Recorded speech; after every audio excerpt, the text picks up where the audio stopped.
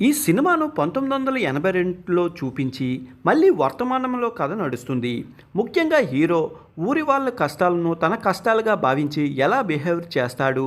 మొత్తంగా first half సముద్రంలో ఆత్మ, దెయ్యం అని మూవీపై ఇంట్రెస్టింగ్ క్రియేట్ చేశారు దర్శకుడు.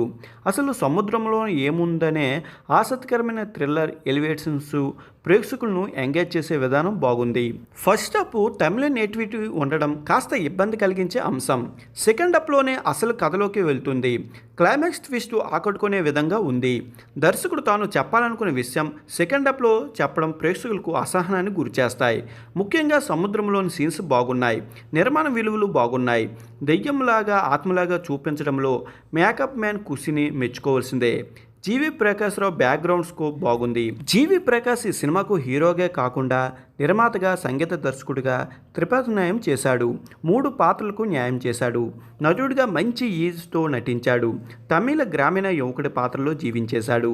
బ్యాచిలర్ సినిమాలో తన గ్లామరస్తో యూత్ని నిద్ర లేకుండా చేసిన దివ్య భారతి సినిమాలో తన నటనతో పాటు అందంతో ఆకట్టుకుంది. జోసయ్య పాత్రలో అజిగన్ పెరుమాల్ నటనం బాగుంది. మిగిలిన నటీనటులు తమ నటన మేరకు నటించారు. సినిమా అయితే చాలా ఇంట్రెస్ట్గా ఉంది. ఒకసారి చూసేయండి మరి.